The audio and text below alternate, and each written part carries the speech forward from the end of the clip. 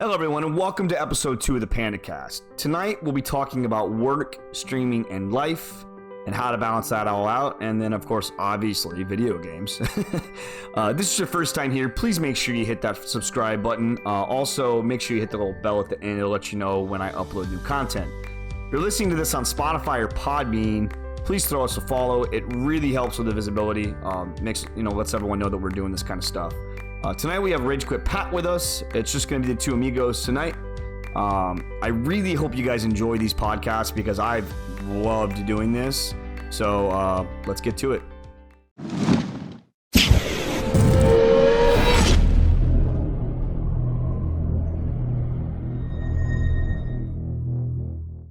Trying to get the chat up on my computer. I don't know why it's not popping up. Nah, no worries, dude. Why has that got a thing? Okay, so I should remove this. Remove. Why isn't the chat popping up? Maybe it's because you're not live. Yeah, because it when I switched over, Streamlabs did something weird, and it took me offline for some reason. I don't know why.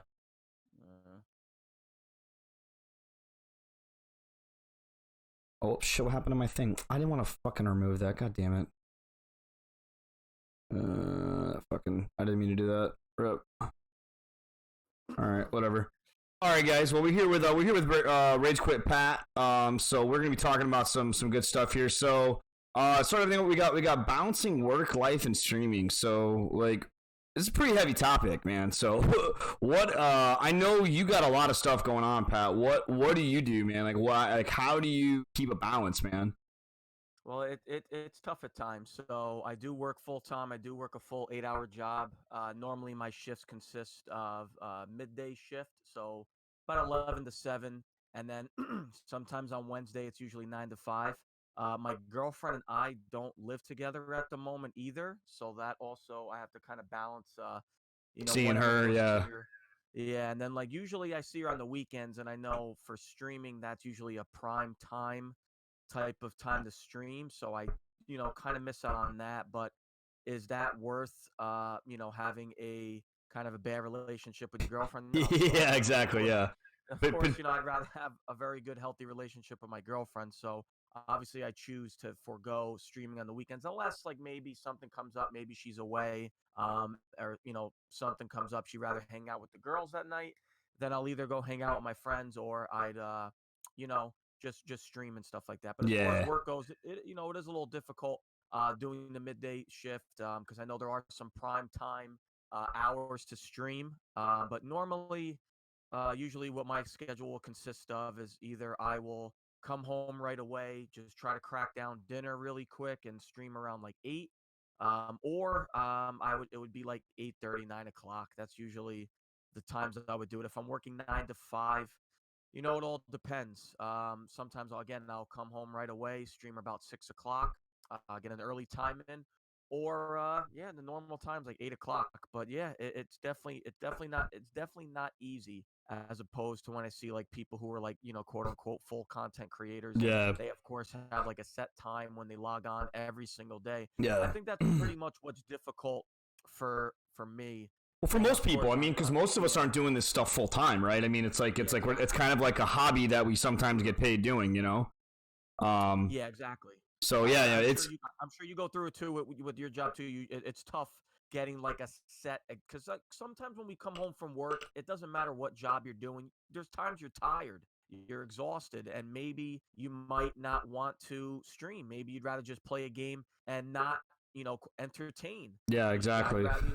There are times I come home and I'm like, I kind of really don't want, because it is a job too. Yeah. You don't want to feel like you're constantly on. Sometimes you just want to chill. Yeah, exactly. Sometimes I come home like, I kind of just want to play the game and not have to worry about entertaining and not have to worry about, what I'm going to kind of talk about with chat or anything like that. Yeah. So I come home and maybe enjoy the game. Yeah, just shit around. Yeah. And it's like, it's almost like for me, like I find like I feel like I'm like cheating on my chat sometimes, where it's like if I play a game offline, I'm like, fuck, are they gonna be mad at me because I progressed further in this game offline? They didn't get to see it, So no, I totally feel that, man. I mean, it's tough too, and it's also too, it's like when you have a significant other, it's So one of the things that I've done, and we've actually taught. I don't know if you ever heard me talk to my daughter before, but like we treat this. I like to try to treat this like a job because eventually I would like to Yeah. go full time. Whether that actually happens or not, I don't know. But we tell her, yeah, she's daddy's going to work, and that's the kind of mindset that I try to have. I mean, obviously it still doesn't pay as much as my daytime job, so otherwise I would be going full time. So, but yeah, it's one of those things where it's like you have to have your significant other on board. If like your girlfriend or your husband or your wife is not on board, like it's gonna be really really hard for you to create content, because you're gonna be getting And stress. yeah, no, my girlfriend knows. I mean, when we first met, I kind of told her like, hey, I podcast and my video game stream. And at the time when we first met, I also YouTubed a little bit more. So actually, she thought it was fun to kind of come on our YouTube and stuff like that. So she understands. I mean, she knows obviously my dream is to make this full time and stuff like that. So she definitely understands. I mean, the only thing is, like I said, we don't see each other every single day. So that makes it difficult. I mean, of course, when we see each other every day, I'm sure things will be a little bit different. But since we don't see each other every day, that's where it comes Yeah, down for to. sure, for sure. Yeah, and you got to pray, and that makes it tough too. It makes it tough to build an audience because the main thing with streaming is like, oh shit! I thought I muted. I thought I muted. Whoops. So those are supposed to be muted. Oh hey, thank you so much for that resub, Mom. I appreciate that, dude. There we go. Now they should be muted. Hold on, let's test that because we don't want that to interrupt us again, just in case anybody else. Okay, now it's muted. It was supposed to be muted already. I appreciate that, but yeah, I mean, it's one of those things where it's like as long as they're on board, because I feel like that's where a lot of friction happens. I mean, I know, I don't know if you know, well, Stallion, right? Like, I mean, I don't know if is he still with his girlfriend or his wife or. I have, I've since I mean, I obviously since going over the mixer, I mostly just kind of follow. I still keep up with the friends that I have on Twitch, which is like you, Jade, Spoiler, and stuff, and like Chaotic, and like a couple of those guys. But I used to check out Stallion, but I haven't really popped in. I still see his stuff on Twitter, but I haven't really popped in his stream in a long time. Yeah. Well, the reason I asked is because, like, I think when he started, I'm pretty sure when he started, I think he had a girlfriend, and then I saw he was saying something about moving into a stream house. I'm like, oh well. Yeah, I saw that. I saw that on his Twitter that he was talking about how he wants to move into a stream Yeah, house and like which have cause chaos. yeah, and that doesn't really sound. I mean, for sure his girlfriend's gonna be moving in there with him. So that, I mean, Yeah, to me, that sounds like. that sounds like a fraternity type house to me. Yeah, yeah. When I read that. Yeah, like when it was actually super fun. So for TwitchCon, I wish you could have came, man. But we did the spoiler got the house. It was like 10 people, and like, dude, it was a fucking blast, dude. It was like me, Phoenix, spoiler. Who else was there? Snow Ape, Comrade. It was a bunch of us, dude. We had a fucking blast, dude. It was super fun. Yeah, no, I definitely wanted to go, but what stopped me was Miss Rage Quit got us tickets to go to Nashville Oh for shit. her Okay. birthday. Yeah, I remember you saying that. Yeah, yeah. So, so it was either am I gonna, I mean, I probably could have done both, but But just then with the the money, pocket, right? I was Yeah. saving up fun. You know what it was? I was more wanting to go to TwitchCon just to hang out with you guys. Really, to be honest with you, I really could have cared less. It was the same thing with PAX East. I could have cared less about going to the convention. It was more just to hang out with like everybody and finally, meet everyone. Just I've always popped in their streams and talked like that, so it was finally cool to Cool to meet him in finally person. meet and hang out. So like if I went to TwitchCon, I honestly would have just paid for staying in the house and expenses, and I probably wouldn't even have gone to TwitchCon to be honest with you. Yeah, I mean, this past year that I went was a little bit underwhelming. The previous, well, I mean, it was cool. It was a different mindset this year because this past year I was a little more established. I knew people, and so there's actually people that I wanted to go see. When I went in 2018, it was just weird. It wasn't like I didn't really know what I was doing. I had really just like I'd only been streaming for like about 4 or 5 months at the time. So it was just kind of like to just get out there and just like see what was going on. So I was like I went to all the workshops. I like I did like I went to all the booths, and this past year was more kind of like just like what you're saying. It was just like just hanging out with everybody, chilling, going drinking, and smoking some weed because it was legal there. Yeah, you know what it is too. I'm like a really hardcore gamer, and I know TwitchCon isn't really showing like new games and stuff like that. I think that's what the allure of PAX East is for me too. That I could kind of play like certain games, and there's gonna be indie titles there I can play and stuff like that. That's also pretty much why I didn't really have an appeal of TwitchCon too much. Yeah, fair enough. Fair enough. Yeah, man. So, did you happen to see that Sonic movie that came out this weekend? Or was it this Not weekend? yet. Not yet. I was gonna go on Thursday. I have heard some good things, and I did like the redesign when they, Yeah, thankfully they did the redesign. I'm probably gonna go Wednesday, most likely. But I've heard some good things. yeah, It's in my opinion, it's definitely a breath of fresh air that yeah. we looks like we finally got a good video game Good video game movie, adaptation. yeah, for sure. I mean, you could really kind of count on your fingers which ones are probably good. I I mean, can't even think of another one like Detective Pikachu. I think is the only other one I can think of that was I mean, decent.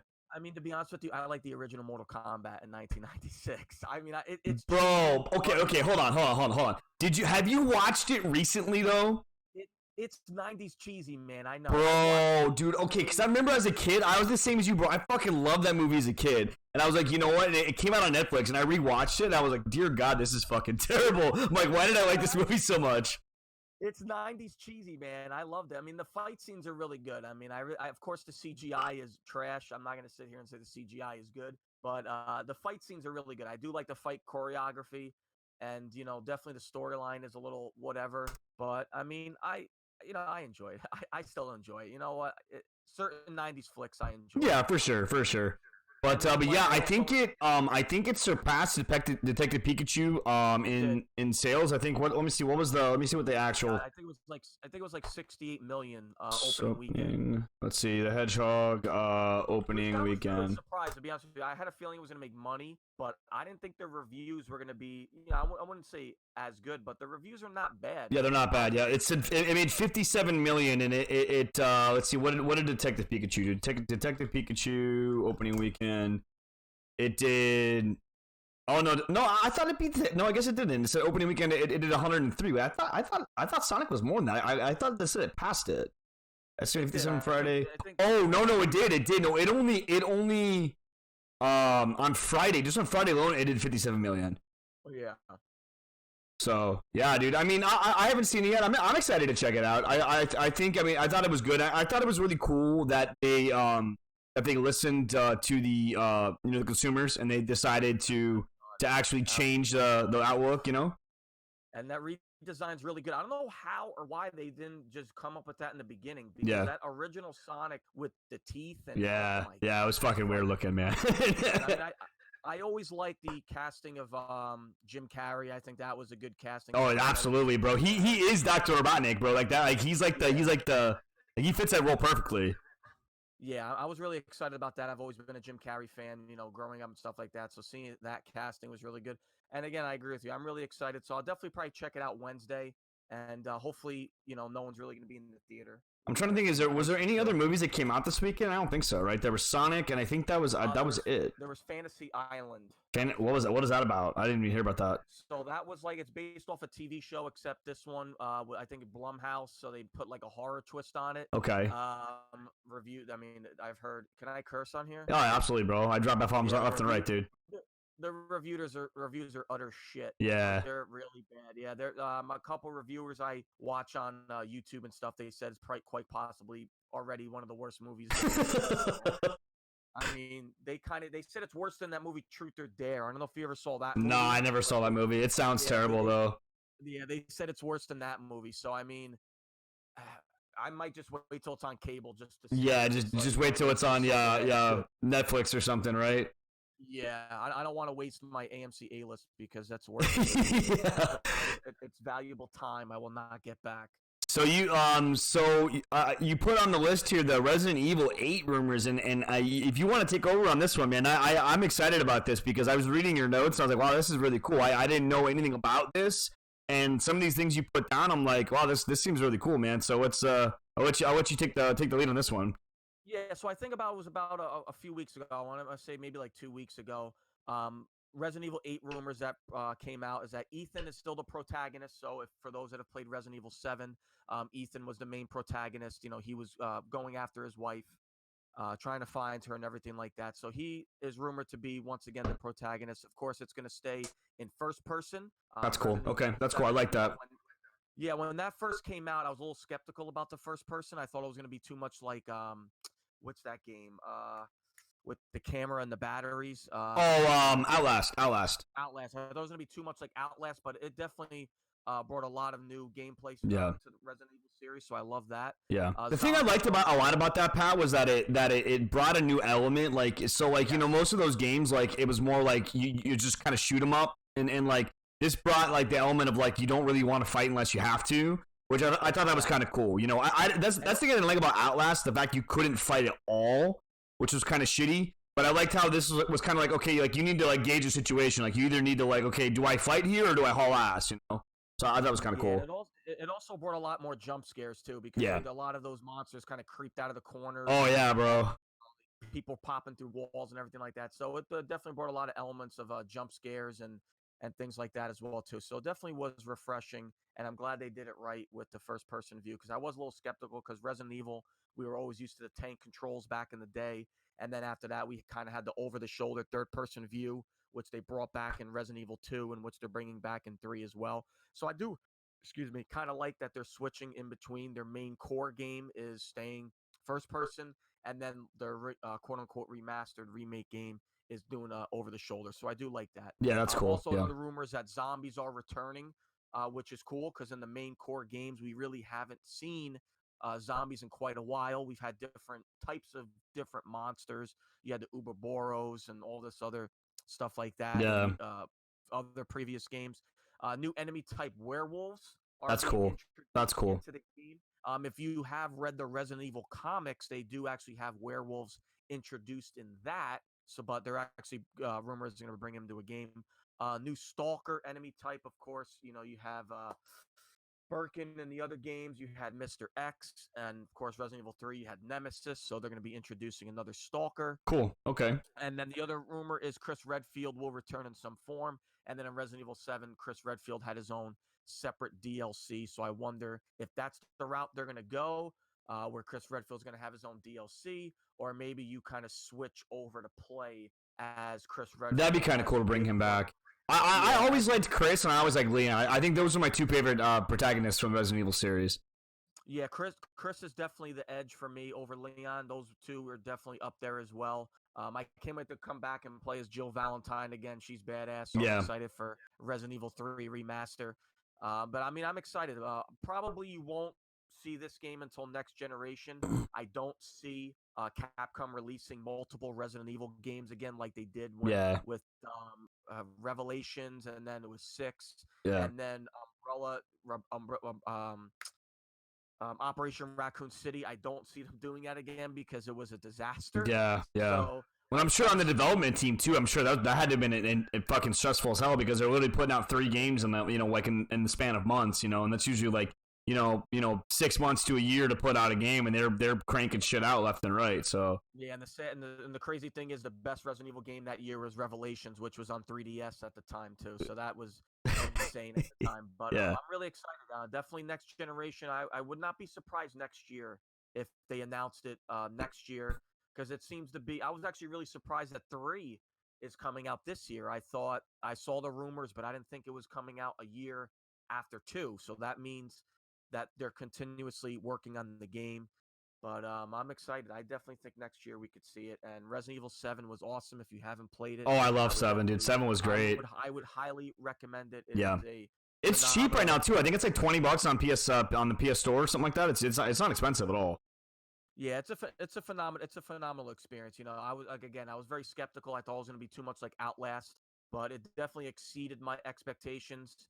The new monster types, the new enemies that we had, the boss fights were awesome. Yeah, there was really nothing I disliked about the game. I mean, they brought it back to the horror roots, which is what we all wanted. Yeah, we got what we wanted. So Yami brought up a good point in chat. He said the Capcom cranking out games was in response to Ubisoft doing the same with the Assassin's Creed series. I didn't know that, but that makes sense, though. That makes sense. You know, Ubisoft is weird, man. You know, Ubisoft went and said, you know what, we're gonna take a break from Assassin's Creed after Odyssey, right? Was that the one yeah, that? no, after it was so Syndicate, which was a good Assassin's Creed game, did not do so well sales wise because the previous Assassin's Creed was such a disaster. They were like, we're gonna take a break, and then they came out with Assassin's Creed Origins, and then to my surprise, they came out with Odyssey right away the following year. So I think it's more so that Capcom is running high right now, Yeah, right? You know, after Street Fighter V's disaster, yeah. they're It was starting fucking to run awful, high. dude. It was so bad. Resident Evil, yeah, and then of course, Marvel vs. Capcom was horrendous as well. They Yeah, freaking screwed that game up as well. But I think with Resident Evil 7 and then Resident Evil 2 being, you know, game of the year worthy yeah, last year, I think they're at a very high note right now, and they kind of want to keep that momentum. yeah. I think if they, a game I would really like to see remastered is Capcom vs SNK, bro. I love that That game, was a good dude. game. And speaking of remasters too, I'd love to see a Dino Crisis. And Oh that's fuck, also Dino Crisis, shit, you dude. know, they picked up that IP. So hopefully, you know, next generation we could see a See a Dino Dino Crisis. Crisis, that would be awesome. That is an amazing IP. And again, if Yeah, you've never played that IP, I would recommend it. That was yeah. a really great Capcom IP. I wasted mini quarters. I know I'm old, but I wasted mini quarters in the arcade playing that game. So Yeah, a lot of those fighting games were good. A lot of them were, and then unfortunately, with this last one, Marvel vs. Capcom Infinite, it was yeah, mess. I hate the roster was horrible. The fighting was much slower. yeah. It just sucked. Didn't they It make it sucked. 3D too, or was it still 2D? It was still 2D. It's It's still just like 2D. they took out a big chunk of the X. They took out pretty much all the X-Men characters, Which is which is a heavy. I mean, a lot of people play with the X-Men characters. oh yeah, like Wolverine, Magneto, like Yeah, those were like Wolverine was always in my lineup all yeah, the time. And then when yeah, I found out they took him out and they replaced him with like the MCU type characters, yeah, that so much didn't bother me. But when I saw the fighting style and how much slower it looked, I'm like, yeah. I'm Nah, giving this yeah, game up. yeah. I think for me, I think it was I usually went Spider Man, Wolverine, and then I would go usually like Mega Man or maybe like who was the War Machine. That's usually my what was my lineup. Mine Yeah, usually was Wolverine, Spider-Man, and the Hulk. yeah. They were Spider Man like was the just so good at juggling, bro. Like that was like, dude, if you yeah. could get him up in the air, bro, you get like a 40 hit combo. It was fucking insane. You know So what I liked about really quickly before we just switch, what I really liked about Marvel vs. Capcom 3 is that you could have like the multiplayer matches and like you couldn't spectate the actual match, but you could just kind of watch the health bars move and see who got eliminated and stuff like that. I wonder in the future if they will implement that with fighting games, like have a private room with your friends, and maybe this time you could actually spectate and watch the fight that'd be kind of cool. rather than Yeah. kind of just see the health bars like decrease slowly and stuff like that. That'd be cool. Yeah, yeah, yeah. It kind of get that whole like that, that old school feel, like sitting around a couch when you and your buddies playing, Marvel's Capcom or playing Street Fighter. That kind of had that same kind of feel, but virtually. So yeah, that'd be cool. But Yeah. but yeah. Speaking of companies listening to consumer input, we actually have a MTGA mobile version coming, which is super exciting. People have been complaining about that for a long time, and I don't know if you play Arena at all, but that was one of the biggest gripes that people were, because they wanted a mobile version like Hearthstone to play Magic, and it just was. They were saying, "Oh, we weren't going to do it. We're not going to do it," and I guess people complained enough that they're going to release it. So that's pretty cool. That's exciting. So Yeah, and Magic's. I haven't played Magic since I was a kid, so I'm not gonna lie. The Magic's kind of out of my realm. yeah. Yeah, I play a lot of Arena, man. And the ability to be able to play it mobile will be awesome. I might be spending about 20 minutes on the toilet though. What's that? I know it's not a new game, but I used to watch. What's that one that with the boards and everything like that? You recently been streaming? With the boards, It's like the characters you're picking, like these different characters, and it almost kind of looks like a chess match. oh, you talking about Teamfight Tactics? Yes. Yeah. That's relatively new. That Teamfight Tactics is I don't know when did that come out, Yami? It came out like what, like probably like 2 months ago. It's not very old. So yeah, it's cool. I mean, I enjoy it. I mean, I've actually never played an auto chess game, which is surprising because I like playing chess. But it's super interesting. I mean, this season with the changes that they made, so they were trying to. So season one, they felt like it was very RNG based and it was very kind of luck based for some of the compositions of the heroes, and they tried to make it less like that, and it feels like it kind of drifted more towards that. So it's still a good game, but there's, I mean, I believe it's still in beta. I don't think it's out yet officially because you still get beta pass points for playing it. So there are still some bugs and glitches and stuff, and sometimes you can just lose to this dumb shit. But it's still a fun game. I enjoy it. I know Yanni's been playing it a lot. There's a bunch of other guys in my Discord that've been playing it a lot, and but yeah, it's cool though. Like I really like that companies now are listening more to the consumers and and not just like. It's awesome, like the way our everything is technology is now, where there's real time feedback and there's real time input from the community, so you can literally like if something sucks you don't like about it, like they can give the developer feedback and they can change it before they actually release the game, opposed to releasing a shitty game or a shitty movie, which I think is cool. I'm happy you brought up that topic. It's like you look back and just the massive shitty games that came out. And back then, you couldn't really provide that much feedback. There wasn't YouTube. There wasn't forums. There wasn't Twitter. There wasn't Instagram. There wasn't any of that. So if developers made a shitty game, they don't care. They'll make another shitty game. Like, think of them. And it was only just word of mouth back then. Exactly, yeah. You also had the gaming magazines with just... Oh, fucking the gaming magazines, bro. Yeah, they would just did reviews. They didn't really kind of do any feedback and stuff like that. So you had a lot of gaming companies making shitty games, and now you look at a lot of the games that have improved. Rainbow Six, they got their feedback. Then that game is a completely different game. Yeah. Now. No Man's Sky, and I know that kid. Okay, so I'm glad you mentioned that game because that's a perfect example, bro. When that game came out, it was a fucking hot mess, dude. That game was awful. It's not even that. I don't even think it was the gameplay that hurt it. I think it was the marketing. That game was marketed so much. Like, this guy was on Conan O'Brien. This guy was on all these late night shows promoting the game. This guy was at E3. He was all over the place. Yeah. Talking about this game as revolutionary. I think the marketing killed that game. But definitely the game wasn't very good. Yeah. But then, yes, I know you're going to bring up another game shortly, but this game, now it's a completely different game. Oh, it's absolutely. It's more true to what they were trying to do initially, what they promised. Yeah. Exactly. Now you could have co-op. Now you could see your friends on the planet. Yeah. And now everything they promised is there. Finally. Yeah. Which is nice, opposed to some of the other games we mentioned before, like Warcraft 3,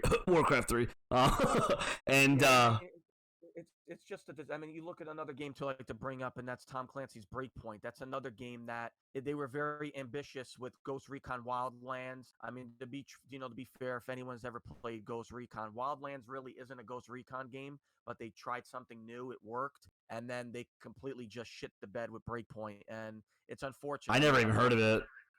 Yeah, I mean, it's basically Ghost Recon was another tactical shooter.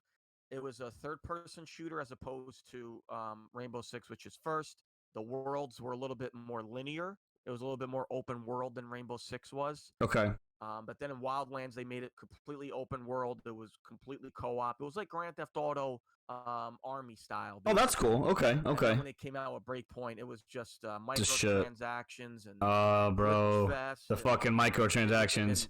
It was just shit. EA strikes again, bro. That's another game where they're like, oh, we're gonna backtrack, and how about you just make the fucking game good right away? Exactly. Well, we had mentioned this in the previous podcast. Yeah. You're about to bring up a oh yeah. So Anthem, the reinvention of Anthem. Like, Jesus Christ, bro, that game, dude. They should, you know what they should do? They should just take that game, put it in the fucking trash, and just start all over again. Because, I mean, that game was just, it was so bad. It was literally bricking people's PlayStations. Like, not even exaggeration. People were literally having to buy new PlayStation because the game was literally breaking them.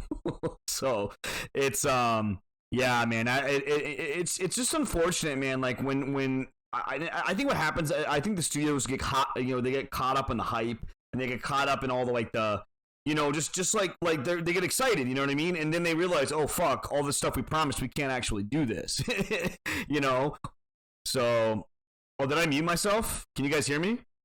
Test. Oh, you know what? I muted myself on your side. Okay, my bad, dude. Hold on.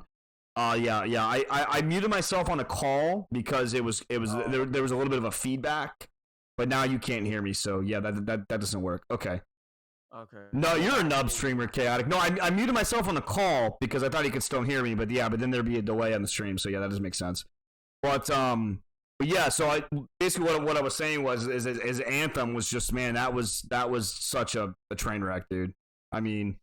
It was, like I was saying, it was literally breaking people's PlayStations from playing it. So it's such a shame because BioWare is such a well-regarded developing team. They've made some amazing games over the years. Mass Effect, Star Wars. The list could go on of how many good games BioWare made. But man, Anthem has been such. I mean, BioWare has been on such a decline, and hopefully Anthem is not the nail in the coffin for them. And yeah, that game was such a pile of crap. It was. Yeah, that was really bad. It sucked too because it looked really cool. Like, and I usually don't like those kind of games, but after watching the trailers and after watching like how they hyped it up, I'm like, well, this game looks fucking awesome. And then like I saw when it came out, and I was like, wow, this game looks terrible. This doesn't look like anything they said it was gonna be like. I think a lot of companies at that time were trying to get into the looter shooter bandwagon. Yep. With Destiny doing so well after they fixed their issues, and then you saw seeing the Division, the same thing. They fixed their issues. Yep. EA probably was like, all right, guys, we need to get on this bandwagon. So you know what? We need to get on this bandwagon, and it looked cool too. I agree with you. It looked like Iron Man, like Iron Man. That was the whole idea I had, bro. Like it's so great you mentioned that because literally, like when I saw it, like holy fuck, I can be Iron Man, bro. I can literally be Iron Man and fly around and shoot shit. And then it was like, whoa, this is not at all what it looks like. What I thought it was. No, and I even told Dan because we game share on Xbox. I said, dude, don't get this game. Don't get it. I even told him in Fallout 76 both times. I said, dude, do not get these games. Don't. I understand we game share, but I'm not going to play it. Don't do it. Yeah. Don't buy this game. Well, at least you're able to warn him. That was the end of it. He beat it, and then that was the last time we played it. Yeah. I did read the article that you're going to talk about, that they are talking about rebuilding it from the ground up and whatnot. Yeah. I mean, to be honest, I don't play too much Anthem, but I know that was that's one of the things that they talked about, and I know that everyone in the community is kind of just like whatever, dude. Like this game was already a fucking a flaming pile of shit when it came out. Like. And at that point, you've lost the trust of the community. You know what I mean? Like, how are you going to convince people to play this now? You know what I mean? Like, I don't even know how you recover from that. At that point, I think you just release a new game. Like, I don't think you even try to even salvage it. You know? So to kind of play devil's advocate here, if they go the route of a No Man's Sky, or if they go the route of a Destiny, and even a Destiny 2. Where they completely overhaul, and like Destiny got better after their DLC. Destiny 2 got better when they released another DLC, and they actually branched away from Activision. Yeah. And Activision's a fucking devil, dude. Yeah, exactly. And then when No Man's Sky did a completely overhaul, and many thought that No Man's Sky lost their community, but that community came back.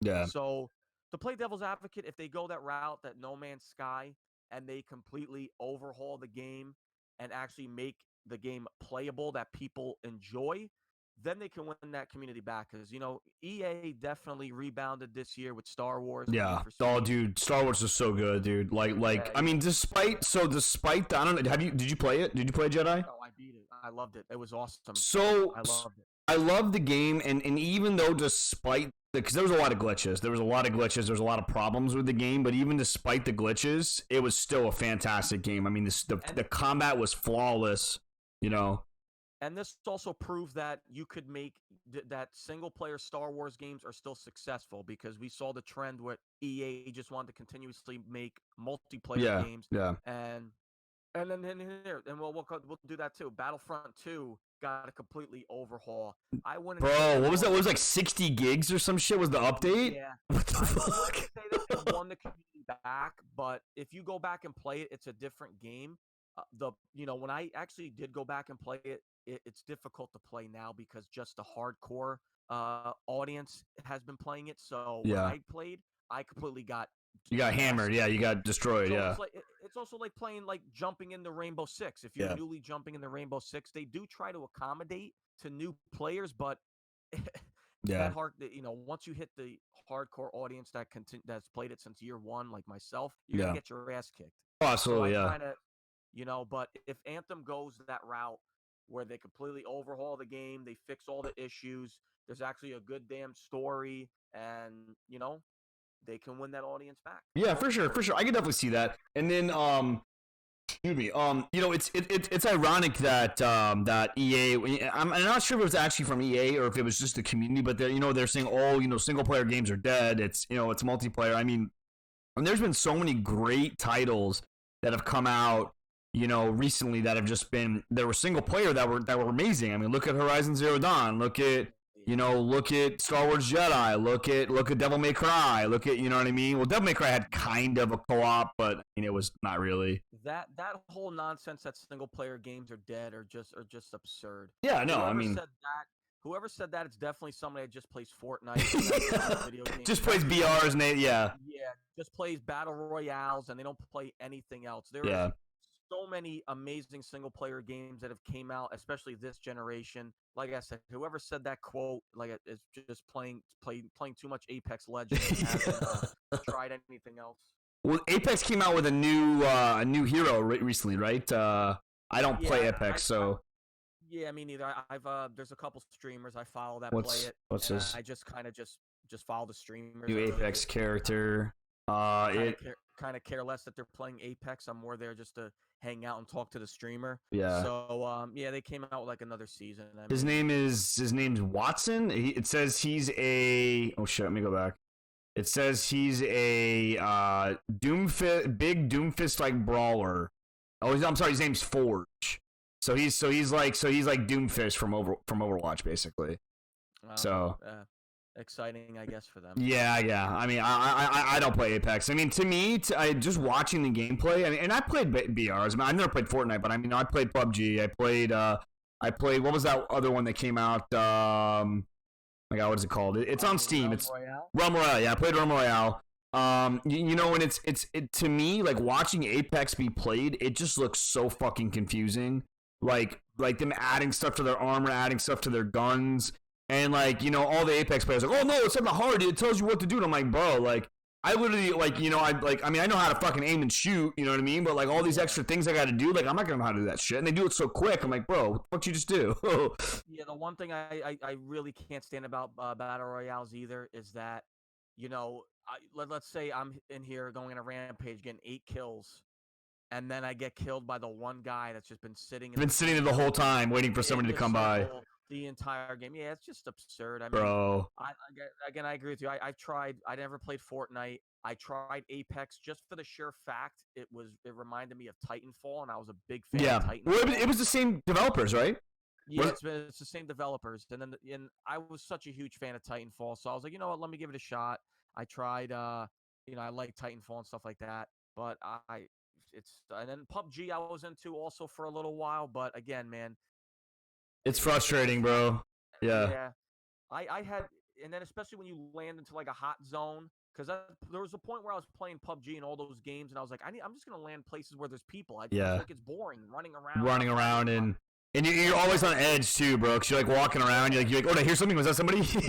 And then it's annoying too because then you land in a hot zone and then you get no guns and then you die in 5 seconds. Yeah. So I just, in my opinion, I've lost my appeal for them. I gave him a try. Yeah. I didn't like him, and I moved on. So yeah, I liked. So the thing I liked about Realm Royale that kind of drew me to it is it had the RPG aspect where like the more you played a character, you could like level up with that character and you could like get different abilities. So that kind of drew me to it.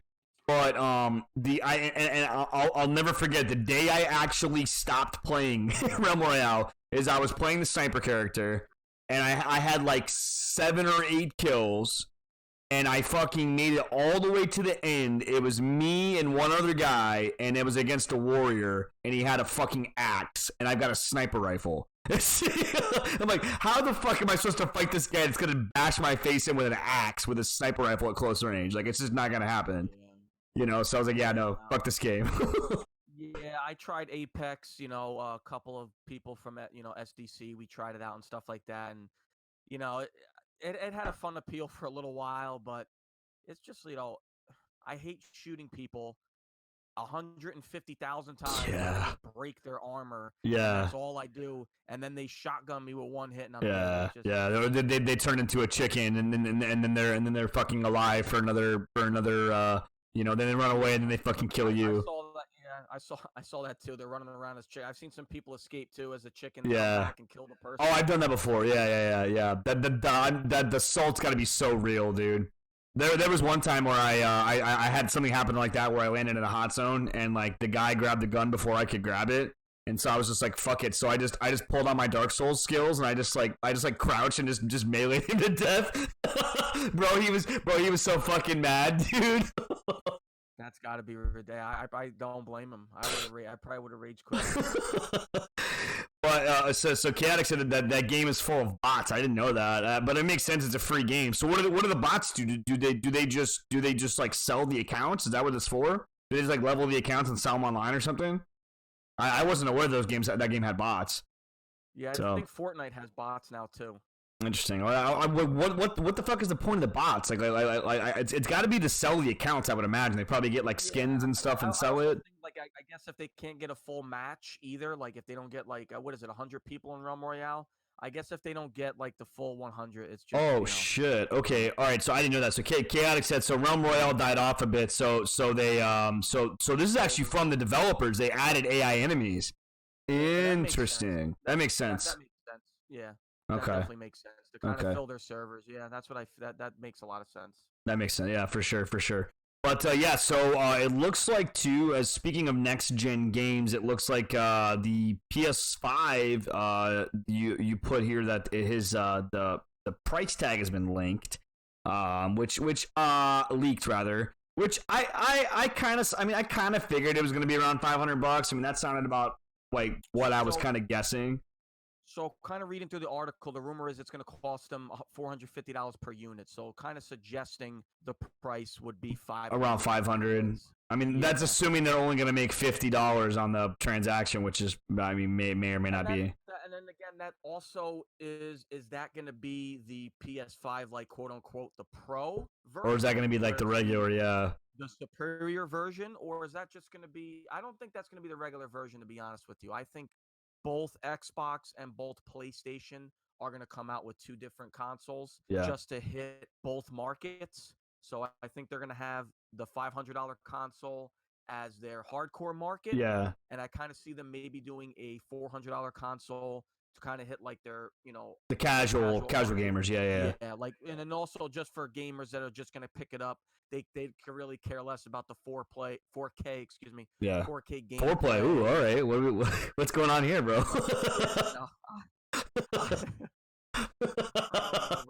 with the VR stuff coming out, who the hell knows? Man? Yeah, right. You gotta get a fucking get a real life waifu, bro. What's up, man? I get at this point, and who knows? But for those people that don't really care about 4K gameplay and this different sound and speed and stuff like that, that to me is going to be their PS5 like Pro. I mean, but I'd be surprised if that's their only console, because I mean, consoles are pretty much becoming like cell phones. Yeah. It's like, well, get this version. This version is, this version could do this as opposed to this version, So I think they're pretty much becoming the cell phone industry at this point. Yeah, exactly. Well, I mean, that and the exclusives. Chaotic and Chad brought up the PS5 for the exclusives, and so and that's one of the reasons why I always went with PlayStation over Xbox, because I was always more partial to the exclusives on PlayStation. Like Bloodborne, like Spider-Man, The Last of Us. These are all games that I really like wanted to play. So when I decided to buy a PS4 or an Xbox, I was like, I just went with PS4. So, but ever since I was a kid, I always got all the consoles. So I guess it's pretty much in my soul to get every console. So I mean, before I used to get them day one. I got Xbox first, and then I eventually got a PS4. I got the Batman the Arkham Edition Oh, because nice, nice. yeah, I'm a huge Batman fan. So, and then of course you see I'm a huge Spider-Man fan as well. Yeah. But here, Yeah, I'll show you my. I don't know if you can see. I show you my wedding ring here. Can you see that? let me see. Got the Batman logo on there. Oh, that's a Yeah, good. my wife got that for me for a couple of Valentine's. So crazy story. So I actually I lost my wedding ring like at least a year ago, probably like maybe even 2 years ago. I had no idea what happened to it.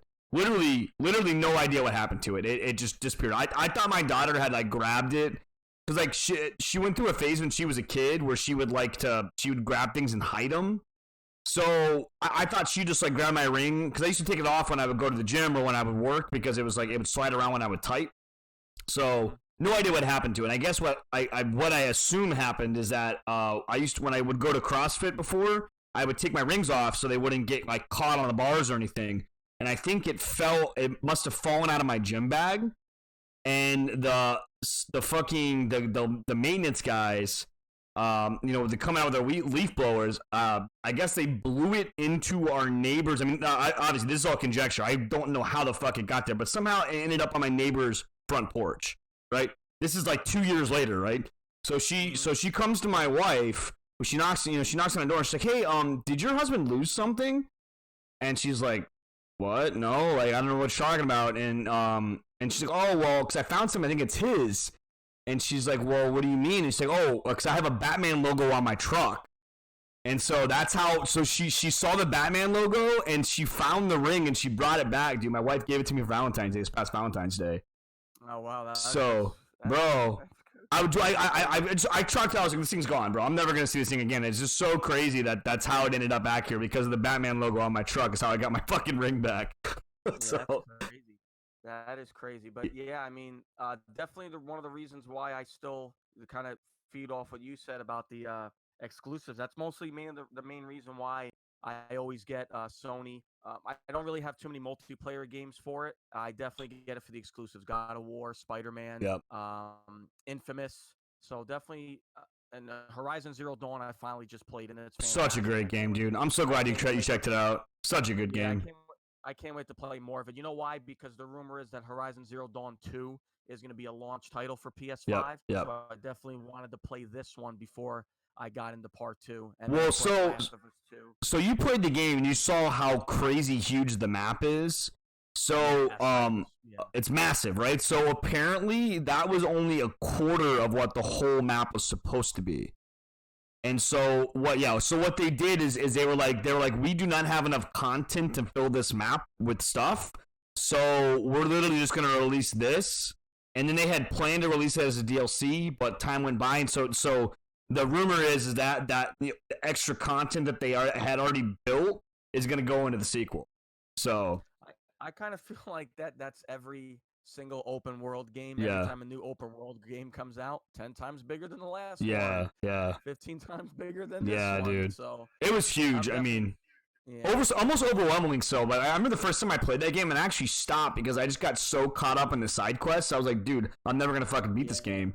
I'm doing a lot of side quests. I can't wait till I'm able to like ride one of the machines because it's taking me forever to walk and run. And then, a couple machines are coming, so I gotta like sneak past them and stuff like that. So, definitely, it's a really good game. I'm actually really happy I picked it up too myself. Yeah, it's great, and I haven't played the DLC, but I heard the DLC is very good as well. I just I didn't really. I have a hard time with DLCs myself. Like once I beat a game, like I'm kind of over it. Like for the most part.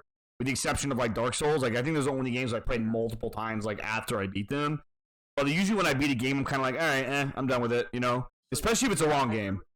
I agree with you too. Like back in the Xbox 360 and PS3 era, that's when I was really heavy on DLC because there was a lot of DLC coming out quicker, and now it's taking a little bit longer for DLC to come out. And I'm the same way now. When I beat Spider-Man, I kind of regret not playing that DLC.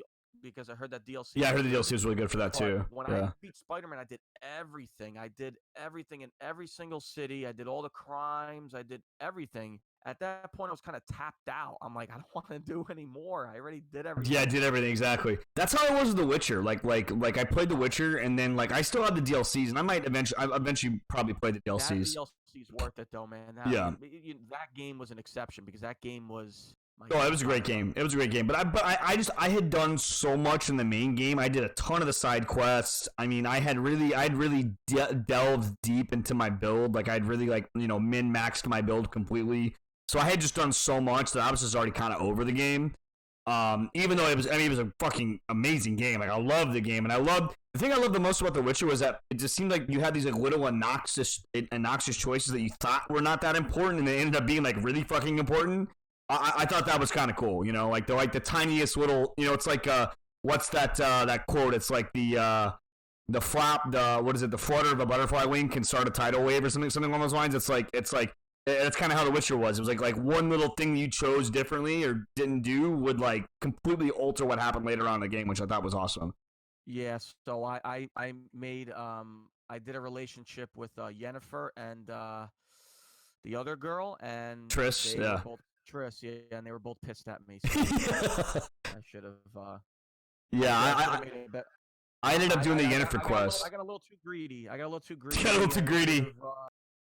I should have chose one woman instead of Yeah. I chose Yennefer. I think I probably should have went with Triss instead, but I chose Yennefer, and then I actually did the whole breaking the Gen pact with her. Like there's a whole side quest you can do with her where you can like go and you find the Gen and you kill a Gen, and then like you can choose to either keep the bow or whatever, and I chose to break it, and like Jennifer like still supposedly loves you, but she's kind of a bitch. So it's like, yeah, my ending was a little bit different. Mine, me and Siri, we ended up just being, Witchers together and stuff like that. That was my ending. well, There was like that's supposed to be the best ending you can get. yeah, There's like I think there's like 8 endings you can get. there's a lot. I mean, there Yeah, was a lot. Like when I looked, there was a shit ton. There was yeah, like good, there was medium, there was obviously the bad ones, but yeah, I liked my ending. I yeah, always try to get the best ending possible, and yeah. I got a decent ending. Yeah. I was a little worried because because like I read into it once I got close to like the end game. I was like, because I knew there was a bunch of different endings. I kind of read up a little bit of how to make sure that I got the best ending or the ending that I wanted. And when that obviously spoiler alert, guys, if you guys have not played The Witcher, mute the stream for a second. But when he gets the sword and he brings a sword and it's named Cyrodiil. Like, bro, dude, my heart dropped. I was like, no, did she fucking die? I was like, fuck, what did I fuck up? I'm like, no, I killed her. And then she walks out, and I was like, yeah, Yeah, yeah, it's a great game. I yeah, mean, that game is, it's set the standard for what RPG should be. I mean, I absolutely, felt that like that. I felt that way for Skyrim, but I think Witcher kind of yeah. gets the edge over Skyrim. I don't know, man. Unpopular opinion, bro. I was not really that big of a fan of Skyrim. I think the reason why is because I just abused the game so much that like my character was just so broken that it just like the game wasn't even fun anymore. Like I had a assassin that I would literally just one shot everything, and I'm like, okay, this is boring. you know? I loved it. I mean, I hope Bethesda does a really good job with the Elder Scrolls 6 on next generation. So I'm really excited for that. Yeah. All right. Well, that's actually about time for us, guys. So we're gonna wrap it up. So Pat, go ahead and plug your all your stuff. All right, so I appreciate you for having me again, Grom. Again, I said anytime you want me to pop on, and I'm usually free on Mondays. If I'm not, I'll let you know. But definitely thank you again for letting me No on. problem, man. Thank you. You could follow us at mixer.com/, the number 1N, Our Mom's Basement. Funny story, really quickly. The reason why it's not in Our Mom's Basement on Mixers because some asshole took the damn name and he doesn't use the account. We tried to go to Mixer and be like, hey, can we get the freaking account? They don't use it. Mixer will not let us use it, so that's unfortunately what we have to come up with. But Wow. we're also on Twitter and IOMB5, and then Instagram as well, in Our Mom's Basement, and of course Facebook as well, in Our Mom's Basement. Awesome, man. Well, hey, thank you so much for coming and hanging out, Pat. We're gonna say goodbye to Pat, guys. We'll see you later, man. Hopefully, we'll see you next week. If you can come by. So everybody, wave bye to Pat. Have a good night, dude. All right, guys. Well, we're gonna wrap it up here, guys. Thank you so much, everybody, for hanging out. That was the episode 2 of the Pandacast. So we are gonna be saying goodbye to you guys, but we're gonna be, if you guys stick around, we're playing some games afterwards. So whatever you guys want to see in chat, just let me know. Thanks again, guys. And my name is Groma. I am the host of the Pandacast. You can find me on Twitter at Grom1, Facebook at Grom1, Instagram at Grom1, TikTok at Grom. And then on Twitch, just at twitch.tv/Grom. Thanks again, guys. Have a great evening, and we'll see you here in a little bit.